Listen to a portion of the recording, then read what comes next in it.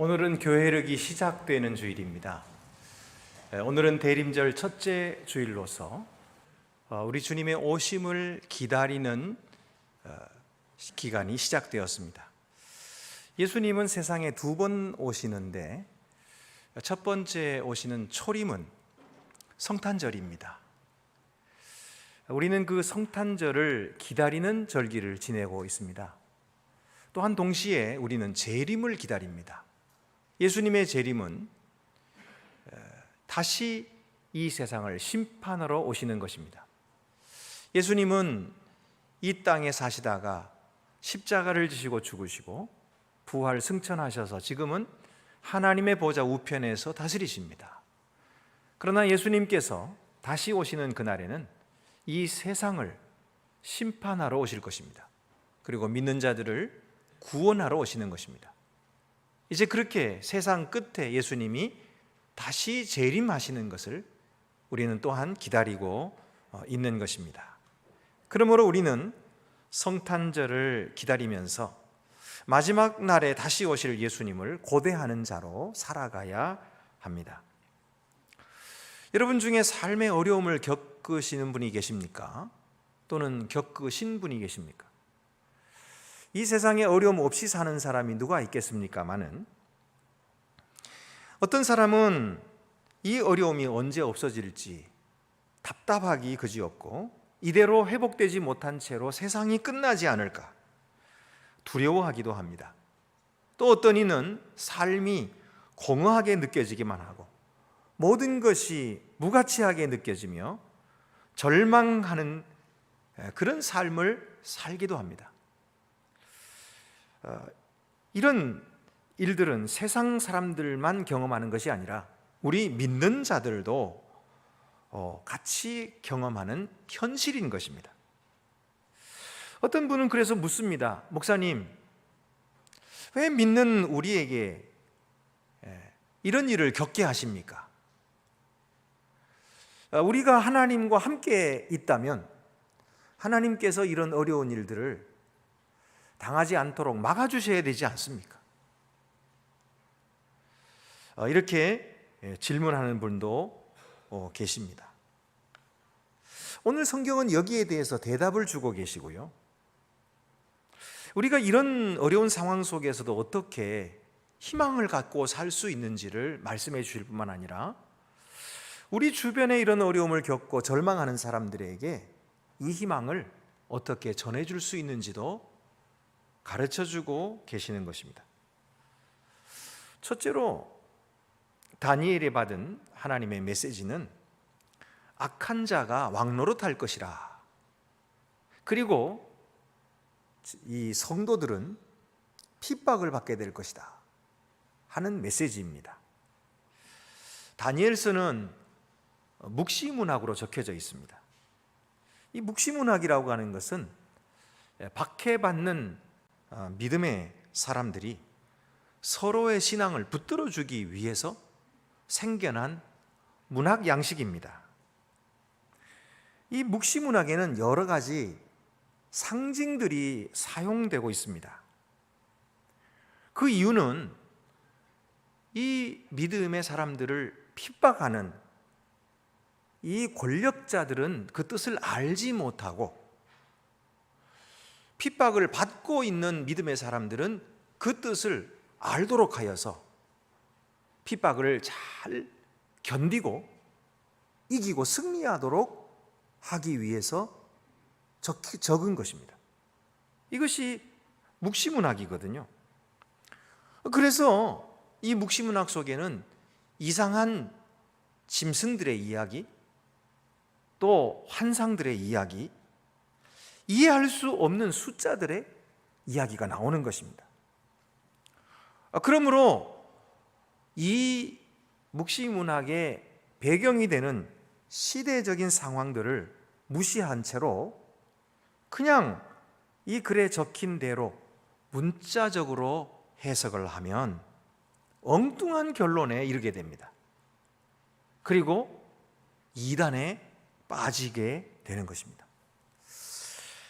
그러므로 다니엘서나 요한계시록 같은 이런 묵시문학은 건강한 신학자들과 목회자들의 해석을 들어야만 하는 것입니다. 그래야 정통한 신학 위에 건강한 신앙을 가질 수가 있는 것이죠. 오늘 23절에 또 보면은 넷째 짐승, 이런 이야기가 나오는데, 이것은 헬라 나라가 넷으로 분할되어 생긴 네 번째 나라를 가리키는 것입니다. 또 열뿔, 이렇게 나오는 것은, 뿔이라고 하는 것은 권력, 힘을 상징하는 것이죠. 그래서 나라의 권력을 가진 왕을 가리키는 것입니다. 또 그 열뿔 후에 나타난 작은 뿔이라고 나오는데, 이것은 역사상에 바로 그 헬라 나라에서 네 번째 분리된 나라의 왕으로 나타난 안티오쿠스 4세 에피파네스를 지칭하는 것입니다. 이 안티오쿠스 4세 에피파네스는 유대인들을 핍박하는 일에 아주 악랄하게 핍박했기 때문에 아주 유명한 사람입니다. 그의 특징이 25절에 나오는데 세 가지 특징을 말합니다. 첫째는 하나님을 모독합니다. 그가 장차 지극히 높으신 이를 말로 대적하며, 여기 지극히 높으신 이는 바로 하나님이시거든요. 근데 하나님을 말로 대적합니다. 하나님 모독하는 거죠. 두 번째는 그가 성도들을 핍박합니다. 또 지극히 높으신 이의 성도를 괴롭게 할 것이며, 세 번째로는 스스로를 신격화합니다. 그가 또 때와 법을 고치고자 할 것이며. 그러니까 이 다니엘서에 기록된 이 예언의 말씀은 가까이에는 주전 2세기경에 이루어졌어요. 그러나 지금 다니엘서는 그 사건만을 두고 말씀하시진 않습니다.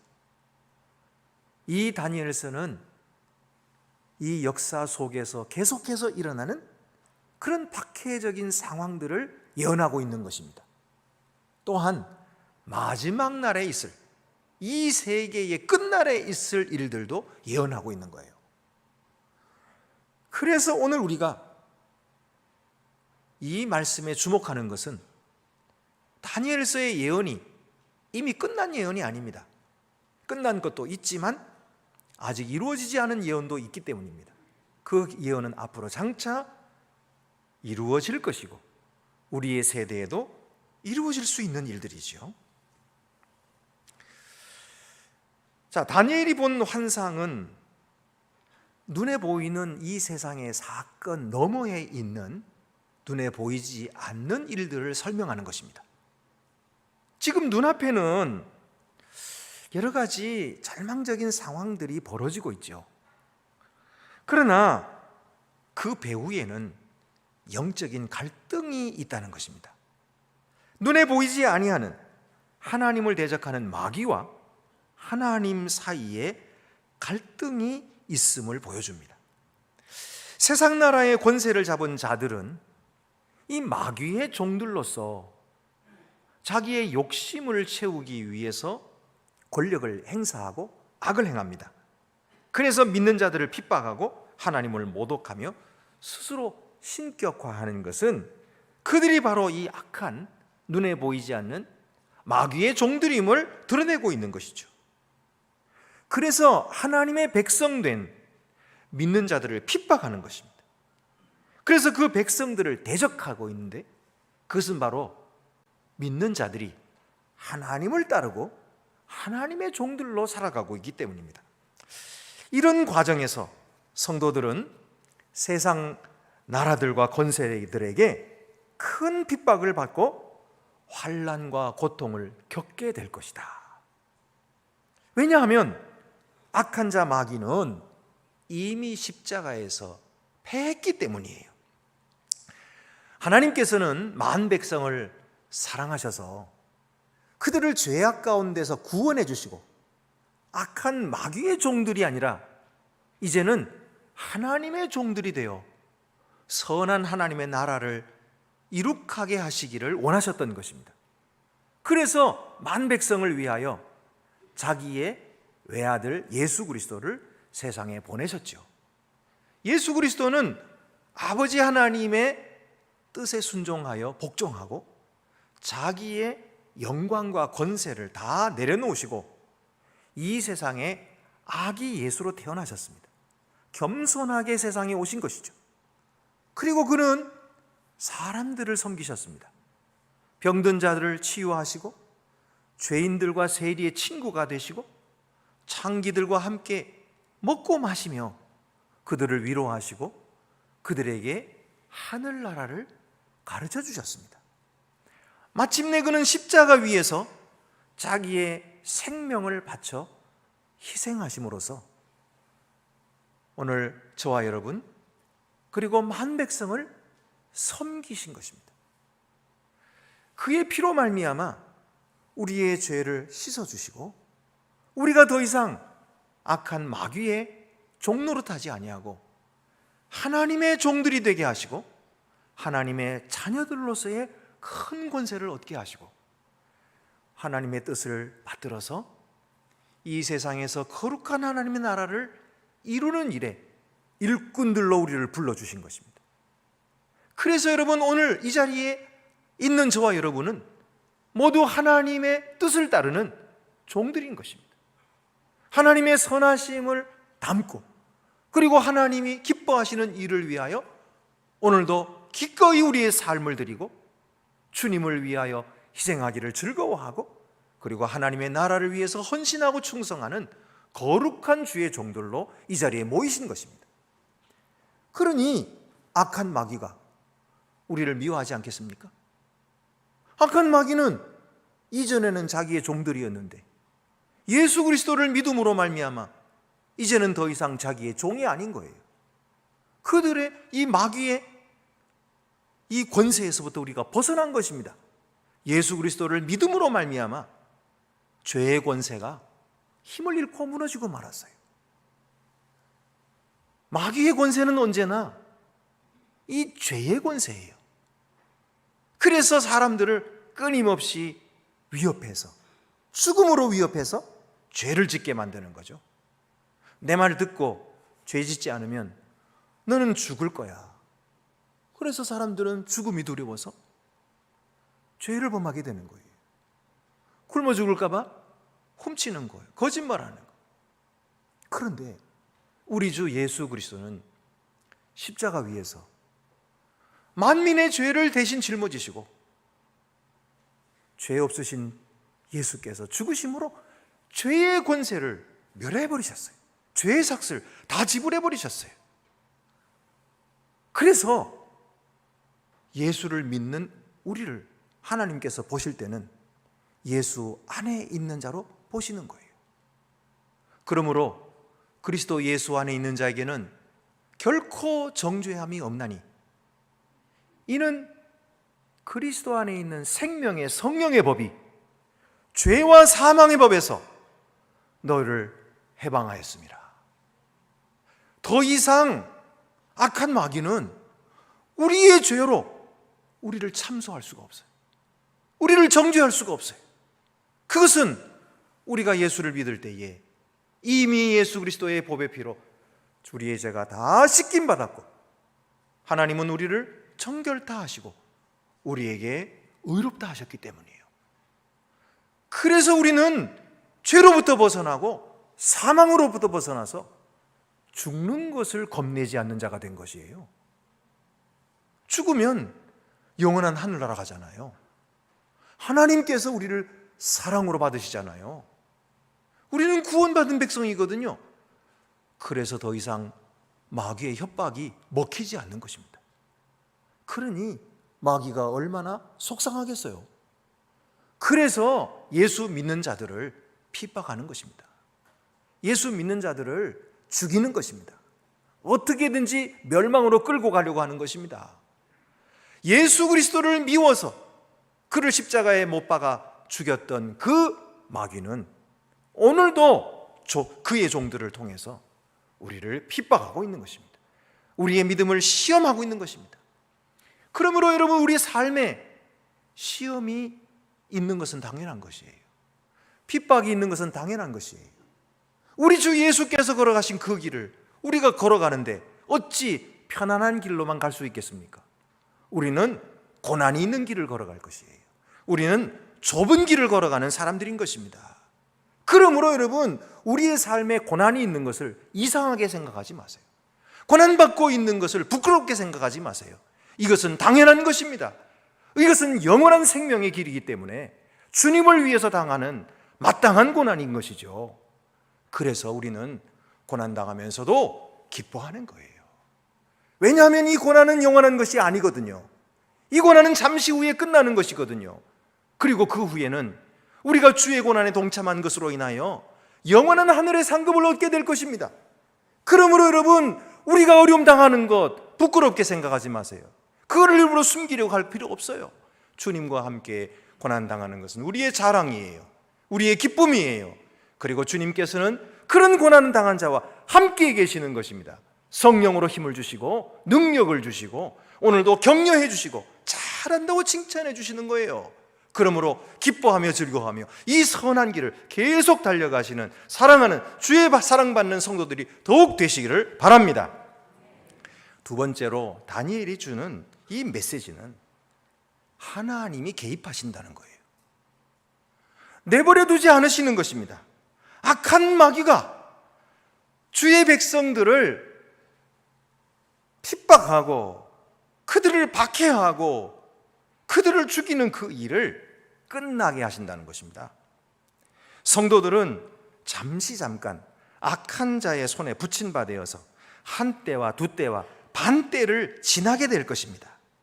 여기 한 때와 두 때와 반 때라고 했는데 25절을 보면 성도들은 그의 손에 붙인 바 돼요. 이 그는 바로 악한 마귀의 종들이죠. 이 세상의 권세 잡은 자들입니다. 그의 손에 붙인 바 돼요. 한 때와 두 때와 반 때를 지나리라 그랬는데 왜 여기 한 때와 두 때와 반 때입니까? 이것은 한 때는 1년을 뜻하니까 1년, 2년 그리고 6개월을 말합니다. 3년 6개월을 말하는 거거든요. 근데 왜 그거를 그냥 3년 6개월이라 하면 되지 한 때, 두 때, 반 때라고 설명을 했을까요? 이것은 환난의 기간을 뜻하는 것입니다. 근데 그 환난의 기간이 1년이 지나는 거예요. 근데 그 다음에 또 이걸로 끝날 줄 알았더니 그 다음에 오는 환난은 더 긴 거예요. 두 때가 오는 것입니다. 아휴, 환난이 더 심해지는 거죠. 그리고 또 세 번째는 이제는 3년이 올 것이다.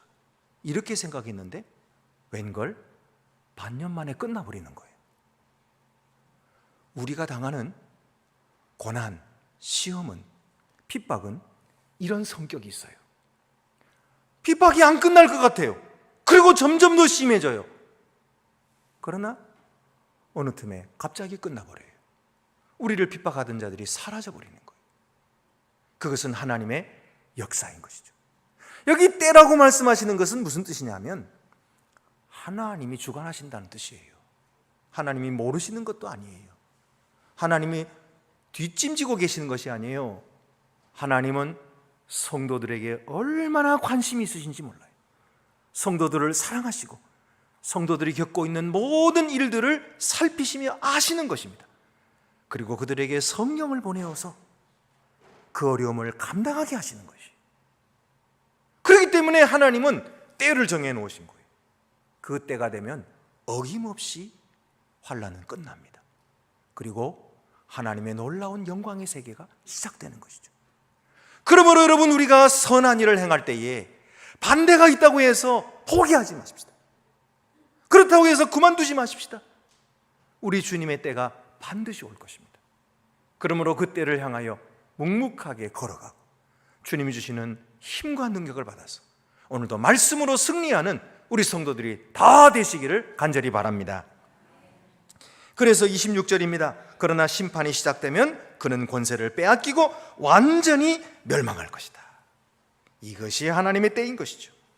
세 번째로는 성도들이 영광을 받게 될 것이다 하는 말씀이 다니엘서의 메시지예요.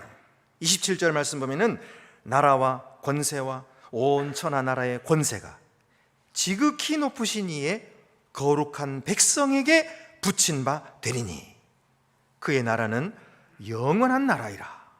모든 권세 있는 자들이 다 그를 섬기며 복종하리라.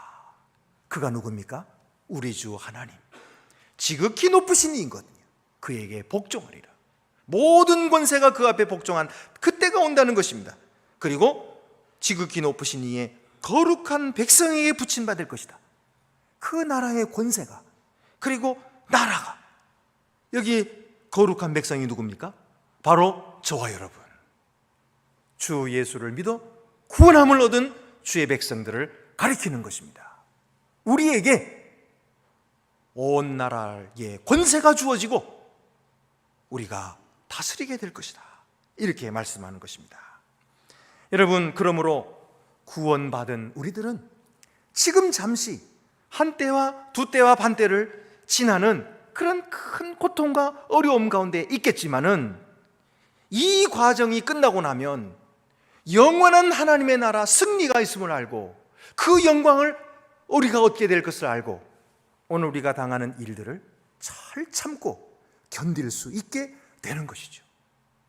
오늘 이 말씀이 얼마나 우리에게 용기와 믿음을 주시는지 몰라요. 이 믿음을 가진 자는 이 세상에 어떤 어려움을 당해도 낙심치 않습니다. 어떤 슬픈 일을 당해도 낙심하지 않아요. 포기하지 않습니다. 그것은 하나님이 우리를 사랑하심을 믿기 때문이에요. 그리고 하나님의 약속은 반드시 이루어질 것을 믿기 때문입니다. 이 사실을 믿는 자는 어떤 어려운 형편에서도 절망하지 않을 뿐만 아니라 오히려 소망을 갖게 되는 것이죠. 우리에게 만약 성경이 없었더라면 어땠을까요? 우리도 세상 사람들처럼 현실밖에는 볼 줄 몰랐을 거예요. 현실은 처참하고, 현실은 꿈이 없고, 현실은 낙심할 수밖에 없는 것이죠. 우리의 나라 상황이나 우리의 민족의 상황이나 우리 개인의 일들 속에도 아무런 해결의 기미가 보일 수가 없는 것입니다. 그리고 이 상태 그대로 계속 지속될 것 같은 그런 생각이 드는 것이 당연한 거예요. 그러니 만약에 우리에게 이 성경의 말씀이 없었다면 우리도 절망에 빠질 수밖에 없죠. 우리도 희망을 포기할 수밖에 없는 것입니다. 그래서 세상 사람들처럼 미래일을 알지 못하니까 불안하게 되겠죠. 아유, 내가 이런 일을 시작하려는데 이게 어떻게 되려나, 이게 잘못되면 큰일인데 이게 잘 될까 못 될까 궁금하니까 어디로 찾아가요? 점쟁이들을 찾아가는 거죠. 주술사들을 찾아가는 거예요. 그래가지고 거기다가 재물을 바치고 그들의 가르침을 따라서 이렇게도 하고 저렇게도 하면서 종이 되는 거죠. 그들이 뭘 압니까? 그걸 진짜 안다면 자기들이 그 짓을 하고 있어요? 예? 벌써 뭐 투자해가지고 엄청난 돈을 벌어서 있겠죠. 근데 자기도 모르니까 그런 일을 하고 있는 거예요. 여러분, 만약에 우리가 이 하나님의 말씀을 듣지 못했다면 우리도 세상 사람들처럼 꼼짝없이 악한 자, 미련한 자들의 종이 되어 그렇게 살아갈 수밖에 없었을 것입니다. 그러나 하나님께서는 우리에게 말씀을 주셨어요.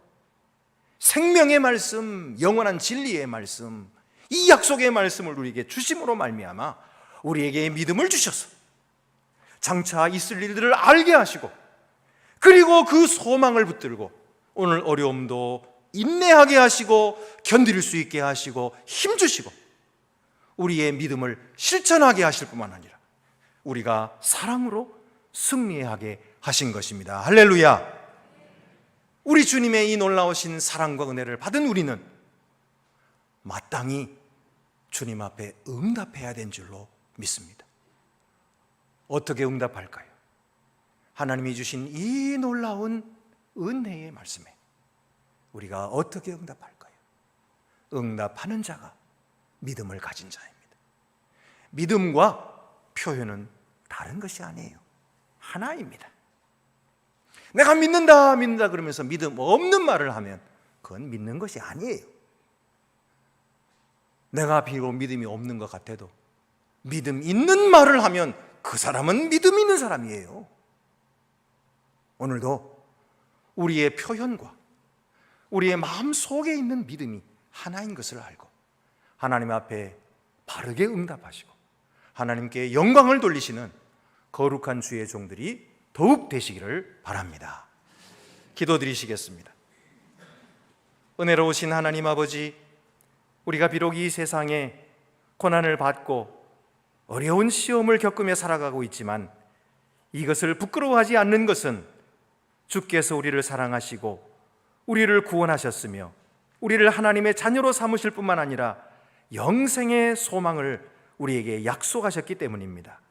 주여, 우리가 오늘도 다니엘에게 주시는 귀한 말씀을 들으면서 믿음을 합하고 그리고 마침내 하나님의 거룩한 나라가 이루어질 것을 확신하는 가운데 우리의 어려움도 잘 딛고 일어서서 하나님의 나라를 이루어서 주께 영광 돌리게 하여 주시옵소서.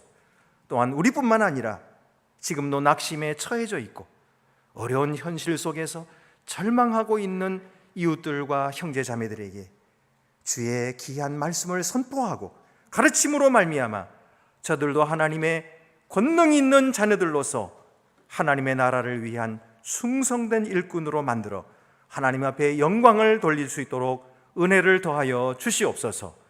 우리 주 예수 그리스도의 이름으로 기도드리옵나이다.